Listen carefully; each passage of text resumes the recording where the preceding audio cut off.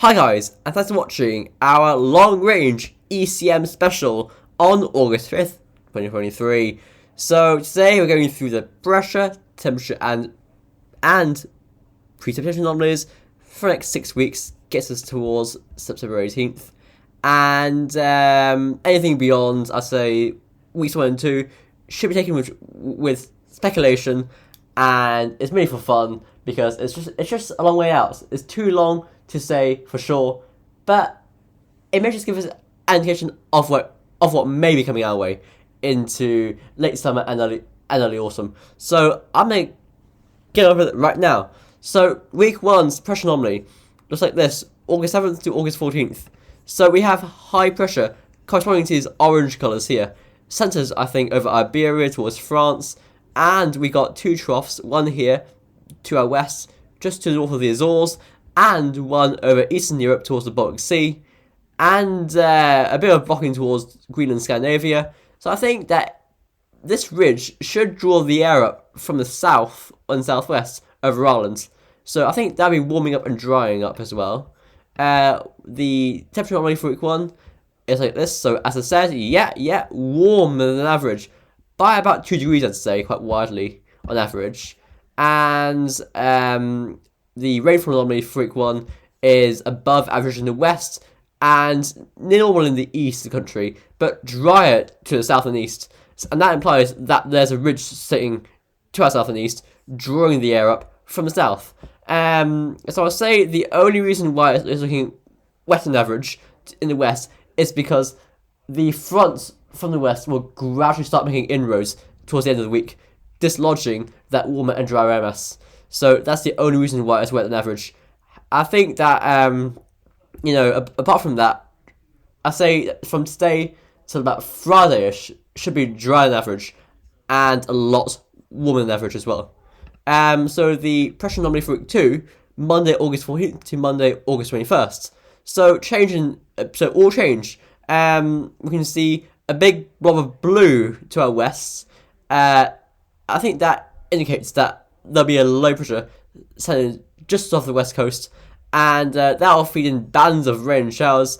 And there's a high pressure sort of ringing around it. You can see we got a high pressure just to the southeast of Newfoundland, all the way towards Greenland, Iceland, down towards Scandinavia, and down towards Europe, even extending towards Africa. And that low sort of becomes some sort of colour flow, meaning that it's stuck there and can't budge because it's trapped by high pressure all around it. So it just sits there and gradually fills, and all the while it brings the area it gets sucked right over, just bands of showers and that sort of stuff. So that isn't great after week 1. Week 2, temperature anomalies, cooling down, but a bit below average to the south by about a degree. Over Ulster, actually, above average by about a degree. Elsewhere, near normal. So I say it's cooling down there. Rainfall anomalies for week 2. I'll change that over. Yeah. I say above average rainfall with that low, that colour flow, considering the shower risk, I think, into week 2. Week 3 is Monday, August 21st to Monday, August 28th. Here we go. Okay, so quite mysterious there. So we got a ridge of high pressure extending from Iberia all the way towards southern Europe, up into Eastern Europe, into Russia, and into northern areas of Scandinavia, Finland, Baltic Sea states, and also towards Greenland. We got this white area here covering us and Iceland. I'll say that's some sort of low pressure coming in from the west. I'll say it's centered between Scotland and Iceland, and in combination with this area of high pressure to the south, I'd say the wind is westerly in that week, and we bring rain showers off the Atlantic. Week 3, temperature anomalies above average by about 1 degree, so a bit warm. And week 3, rainfall anomalies are looking ever so slightly wetter than average. You can see by these green splodges right there. Week 6 but it is looking quite wet there in week 3. Week 4, pressure anomaly. Monday, August 28th to Monday, 4th to Monday, September 4th. And guess what? As we close the door on summer and as we open the door to autumn, guess what? The high pressure, the probably warm and dry weather as well, just comes back. Yeah, so after quite a cool and wet July and August, but week 1, you know, bar the coming week, I think we're gonna get, but from this model, a flip into September. It's a classically dry and sunny time. There's normally a lot of high pressure in September, so that is no surprise. But as I say, it's like 4 weeks away, isn't that? It's 4 weeks away, so don't take it seriously. But it has been pretty consistent with this trend towards high pressure in September. So and see high pressure setting probably just to the south, probably bringing up quite a warm southerly or westerly or southwesterly even. Temperature anomalies for week 4, about a degree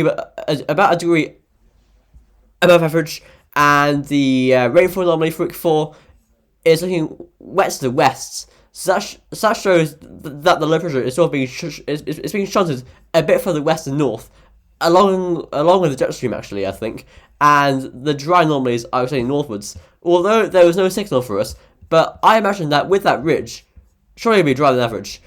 Week 5, Monday, September 4th to Monday, September 11th, and it looks like we're back to summer here, even though it's autumn, and we got an area of high pressure centered between Iceland and Scotland, and extending towards Europe. We're dragging the wind in from the east and southeast there, so I say that's warm to hot.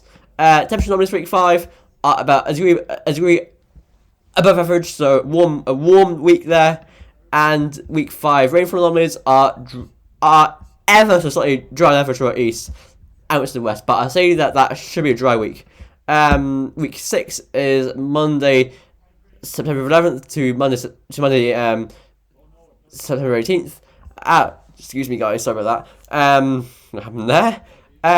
We sort of see this white area forming to the west. I'd say that's a trough breaking the ridge down. It's collapsing towards Europe now, but I think that is still quite warm. We're drawing the wind up from the south, although I think there's an increased risk of thunderstorms, showers, and rainfall. Into week 6, temperature anomalies above average by about a degree, and week 6 rainfall anomalies ever so slightly wetter than average, shown by that green splotch there. So I think that there's a trend here. A few signals that into September, I think temperatures will take a jump. This model has been very much on the ball with this change in pattern in September. And actually, it really would be just classic, because September is a great example of a high pressure, a very much high pressure dominated month, anticyclonic, all that sort of stuff. So yeah, that maybe just on the table. Also, what about it? If you want a cold winter, a warm September is something that you do not want. Cold winters just don't follow hot Septembers. That is just something. It's a trend that the weather follows. There isn't really any sort of explanation. It's just a trend. So I'm just saying, if you want a cold winter, yeah, that is not a good sign at all.